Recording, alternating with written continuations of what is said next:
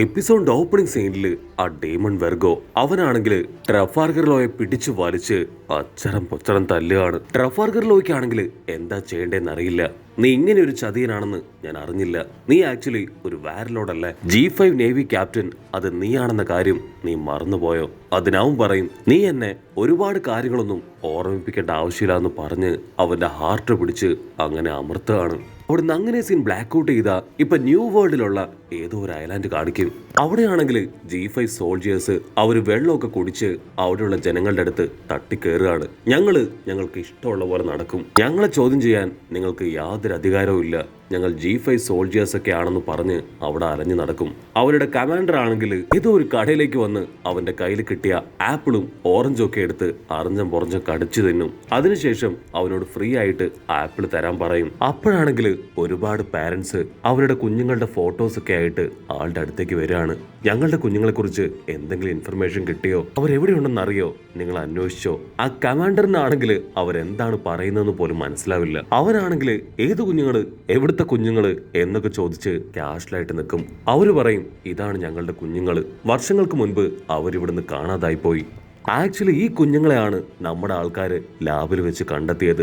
അവരിപ്പോ ആ സോൾജിയേഴ്സിനോട് റിക്വസ്റ്റ് ചെയ്യും, ഞങ്ങളുടെ കുഞ്ഞുങ്ങളെ എങ്ങനെയെങ്കിലും ഞങ്ങൾക്ക് തിരികെ പിടിച്ചു തരണം, ദയവ് ചെയ്ത് ഞങ്ങളുടെ അഭ്യർത്ഥന അത് കേൾക്കണം, ഞങ്ങൾക്ക് ഞങ്ങളുടെ കുഞ്ഞിനെ തിരികെ കിട്ടണം, ഒരേ ഒരു തവണ മാഡം ടഷിക്കയോട് ഞങ്ങൾക്ക് സംസാരിക്കാൻ ഒരു അവസരം ഉണ്ടാക്കി തരുമോ? ടഷിക്ക് തീർച്ചയായിട്ടും ഞങ്ങളുടെ അപേക്ഷ കേൾക്കാതിരിക്കില്ല എന്ന് പറഞ്ഞ് അവരെല്ലാവരും ആ സോൾജിയറിന്റെ കാലിൽ വീഴും. അതിനവനാണെങ്കിൽ കാല് മടക്കി അവരെ തൊഴിക്കും. ആ തൊഴിയില് അവരുടെ കയ്യിലുണ്ടായിരുന്ന ഫോട്ടോസ് അതങ്ങനെ എയറിൽ പാറി നടക്കും. നിങ്ങൾക്ക് എത്ര ധൈര്യം ഉണ്ടെങ്കിൽ എന്റെ അടുത്ത് വന്ന് എന്നെ ഡിസ്റ്റർബ് ചെയ്യും? ഇത് ഞങ്ങളുടെ ഏരിയ ആണ്, ഇവിടെ ഞങ്ങളുടെ അണ്ടർ കൺട്രോളിലാണ്. നിങ്ങൾ തന്ന കംപ്ലൈൻസിന് അനുസൃതമായിട്ട് ഞങ്ങൾ അന്വേഷിച്ചു, അതിനുള്ള ഡീറ്റെയിൽസും നിങ്ങൾക്ക് തന്നു കഴിഞ്ഞു. ഇനി മറ്റൊന്നും ഈ കാര്യത്തിൽ ഞങ്ങൾക്ക് ചെയ്യാനില്ല. ഞങ്ങളുടെ തെറ്റുകൾ നിങ്ങൾ ഞങ്ങളോട് തന്നെ പറയാണോ? ഞങ്ങൾ ഓൾറെഡി വൈസ് അഡ്മിറൽ ആയിട്ടുള്ള വർഗോയോട് നിങ്ങളുടെ കുഞ്ഞുങ്ങളെ കുറിച്ച് ചോദിച്ചു കഴിഞ്ഞു. അവരാണ് ഞങ്ങൾക്ക് ഇൻഫർമേഷൻ തന്നത്. നിങ്ങൾക്ക് നഷ്ടപ്പെട്ടു പോയ നിങ്ങളുടെ കുഞ്ഞുങ്ങൾ ആരും തന്നെ ഇപ്പൊ ജീവനോടുകൂടെ ഇല്ലാന്ന് പറഞ്ഞ് അവനിപ്പോ എല്ലാവരെയും ദേഷ്യപ്പെട്ട് അവിടെ നാട്ടി ഓടിക്കാൻ ശ്രമിക്കും. ഇനി നിങ്ങൾ എന്നെ ഡിസ്റ്റർബ് ചെയ്യുകയാണെങ്കിൽ നിങ്ങളെ അടക്കം ഈ സിറ്റി ഞാൻ തീയിട്ട് നശിപ്പിക്കുമെന്ന് പറഞ്ഞ് അവൻ അവരെ ദൂരേക്ക് ആട്ടി ഓടിക്കും. അവർക്കാണെങ്കിൽ എന്താ ചെയ്യേണ്ടതെന്ന് അറിയില്ല. അവരാ കുഞ്ഞുങ്ങളുടെ ഫോട്ടോസ് അത് നെഞ്ചോടടക്കി പിടിച്ച് പൊട്ടിക്കരയും. അഷിക്കയെ ഒന്നും ആർക്കും കാണാൻ പറ്റില്ല, അവളിപ്പോ വലിയൊരു ഓപ്പറേഷനിലാണെന്നൊക്കെ പറഞ്ഞ് അവരവിടുന്ന് കടന്നുപോകും. പക്ഷെ ജനങ്ങൾക്കാണെങ്കിൽ അപ്പോഴും അവരുടെ കുഞ്ഞുങ്ങൾ ജീവനോടുകൂടെ ഉണ്ട് എന്നൊരു വിശ്വാസം തോന്നും. അവിടുന്ന് അങ്ങനെ ബ്ലാക്ക് ഔട്ട് ചെയ്ത ഇവിടെ പങ് ഹസാഡ് കാണിക്കും. അതിന്റെ ഒരു ഭാഗം ഇപ്പോഴും കത്തി എരിയാണ്. ആ കുഞ്ഞുങ്ങളാണെങ്കിൽ വീണ്ടും ഞെട്ടി എഴുന്നേറ്റ് ക്യാൻഡിക്ക് വേണ്ടി അലറി നിലവിളിക്കാണ്. ഉസോപ്പിനും നാമിക്കും എന്താ ചെയ്യേണ്ടതെന്ന് അറിയില്ല.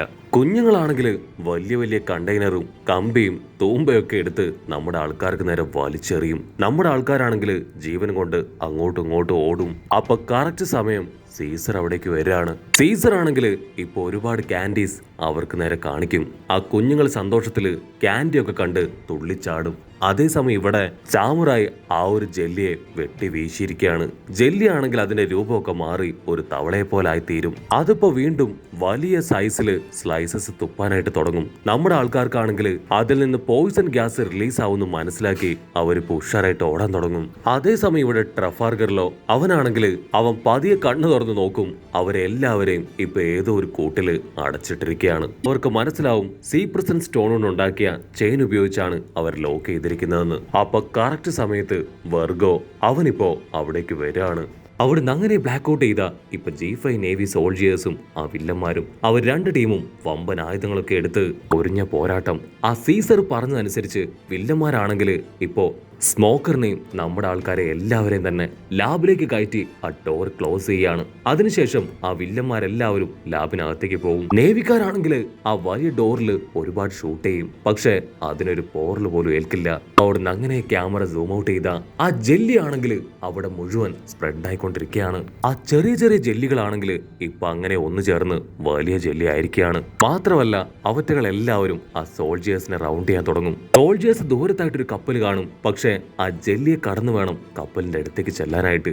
അവരിപ്പോ എന്താ ചെയ്യാന്നറിയാതെ കൺഫ്യൂസ്ഡ് ആയിട്ട് നിൽക്കും. അതേസമയം വില്ലന്മാരാണെങ്കിൽ ഇപ്പൊ ആ ലേഡിയെ കോണ്ടാക്ട് ചെയ്യും. അതിനുശേഷം സീസർ പറഞ്ഞ പോലെ എല്ലാ കാര്യങ്ങളും ചെയ്തു എന്ന് അവളോട് പറയും. വെർഗോ ആണെങ്കിൽ ഇപ്പൊ സീസറിനെ കുറിച്ച് ചോദിക്കും. അതിനവള് പറയും, അവൻ എവിടെയാണുള്ളതെന്ന് എനിക്കറിയില്ല, പക്ഷെ അവന്റെ പെറ്റ് സ്മൈലിയെ അവിടെ മുഴുവൻ തന്നെ റിലീസ് ചെയ്ത് കഴിഞ്ഞിരിക്കുകയാണ്. സോ എന്തോ വലുതായിട്ട് അവനിപ്പോ പ്ലാൻ ചെയ്യുന്നുണ്ട്. അവനാണെങ്കിൽ കാഷ്വലായിട്ട് ചായയൊക്കെ കുടിച്ച് മുഖത്ത് പറ്റിപ്പിടിച്ചിരുന്ന രാവിലത്തെ ബ്രേക്ക്ഫാസ്റ്റിന്റെ ഒരു പീസൊക്കെ എടുത്ത് വായിലിടും. അതിനുശേഷം അവളോട് പറയും, ഞാൻ എക്സ്പെരിമെന്റ് കാണാൻ കാത്തിരിക്കുകയാണ്. പുറത്തുള്ളവരെല്ലാവരും ജെല്ലിയിൽ പെട്ട് ജീവന് വേണ്ടി തുടിക്കുന്നത് എനിക്ക് എന്റെ കണ്ണുകൾ കൊണ്ട് കാണണം.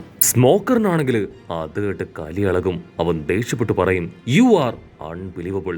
നീയാണ് G5ന്റെ കമാൻഡറായ നീ സ്വന്തം ടീമിനെ തന്നെ കൊല്ലാൻ ഒരുങ്ങയാണോ? അതിനവൻ പറയും, എനിക്കതില് യാതൊരു വിഷമവും ഇല്ല, സന്തോഷം മാത്രമേ ഉള്ളൂ. മാത്രമല്ല, നിങ്ങളെപ്പോലെ VIPസിനെ ഇത്ര എളുപ്പത്തില് ഞങ്ങൾക്ക് ലോക്ക് ചെയ്യാൻ പറ്റുമെന്ന് ഞങ്ങൾ കരുതിയതല്ല. ഉടനെ റോബിനാണെങ്കിൽ ലൂഫിയോട് പറയും, നമ്മൾ ഒരുപാട് കാലമല്ലേ ഇതുപോലെ ഒരുമിച്ച് ഒരു സ്ഥലത്ത് ലോക്ക് ചെയ്യപ്പെട്ടിട്ട്.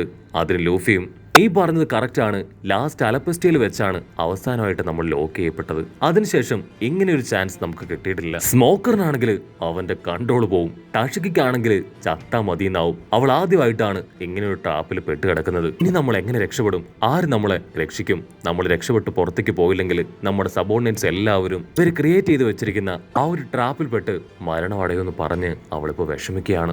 സ്മോക്കറിനാണെങ്കിൽ ഇപ്പൊ ഒരു കാര്യം പിടികിട്ടും. G5ലുള്ള സോൾജേഴ്സ് തന്നെയാണ് ആ കുഞ്ഞുങ്ങളെ അവരെ കടത്തിയത്. G5ന്റെ കമാൻഡർ ആയിട്ടുള്ള ഇവനാണ് അതാരും അറിയാതെ കവർ ചെയ്ത് വെച്ചിരിക്കുന്നത്. സോ G5ല് ചില കറുത്ത ആട്ടിൻകുട്ടികളുണ്ട്. അപ്പോഴായിരിക്കും ഇവിടെ ട്രഫാർഗറിലോ അവൻ ലൂഫിയോട് പറയാ, അവൻ ആക്ച്വലി വലിയൊരു പൈററ്റാണ്. അവൻ വെറും ഒരു വാർലോഡ് മാത്രമല്ല, പൈററ്റ്സുകളിൽ വെച്ച് ഏറ്റവും ബാഡ് ആയിട്ടുള്ള ഒരു പൈററ്റാണവൻ. ഡോഫ്ലെമിംഗോ ആണ് ആക്ച്വലി ഇവനെ നേവിയിൽ ചേർത്തത്. ഒരുപാട് കാലം വാർലോഡായിട്ടിരുന്ന ഇവൻ അസിസ്റ്റന്റ് അഡ്മിറലായി മാറിയിരിക്കുകയാണ്. സ്മോക്കറിനാണെങ്കിൽ ഭയങ്കര കലി. വെർഗോ അവൻ ഇത്രയും ബാഡ് ആയിട്ടുള്ള ഒരാളാണെന്ന് അവൻ ഇതുവരെ ഒരു സൂചന പോലും കിട്ടിയില്ലായിരുന്നു. അവനാണെങ്കിൽ ഇപ്പൊ അവനെ നോക്കി പല്ല് കടിച്ചു നിൽക്കും. വെർഗോ പറയും, എന്തുപറ്റി, നിനക്ക് ദേഷ്യം തോന്നുന്നുണ്ടോ? കുഴപ്പമില്ല, അവളുടെ കാര്യത്തിലെല്ലാം അധികം വൈകാതെ തീരുമാനം ഉണ്ടാവും. G5 സോൾജേഴ്സ് ഒരിക്കലും എന്നെ സംശയിക്കില്ല, കാരണം അതിൽ പലരും എന്റെ പെറ്റാണ്. അവരെ നേരത്തെ തന്നെ ഞാൻ കൺവിൻസ് ചെയ്ത് വെച്ചിരിക്കുകയാണ്. എല്ലാവരെയും പറ്റിച്ചും കൺവിൻസ് ചെയ്തും ഞാൻ എന്റെ നേട്ടങ്ങൾ അത് കൊയ്തുകൊണ്ടേയിരിക്കും. ഇത് ഞങ്ങൾ ജോക്കറുടെ ടെറിട്ടറിയാണ്. ഞങ്ങളെക്കുറിച്ച് മനസ്സിലാക്കിയവരെ ആരെയും ഞങ്ങൾ ജീവനോടുകൂടെ പുറത്തേക്ക് വിടില്ല. നിങ്ങൾ ആരും പേടിക്കേണ്ട ആവശ്യമില്ല. ഒരു ആക്സിഡന്റ് പോലെ ഞാനിത് ക്രിയേറ്റ് ചെയ്യും. ലൂഫിക്കാണെങ്കിൽ ഭയങ്കര കൺഫ്യൂഷൻ.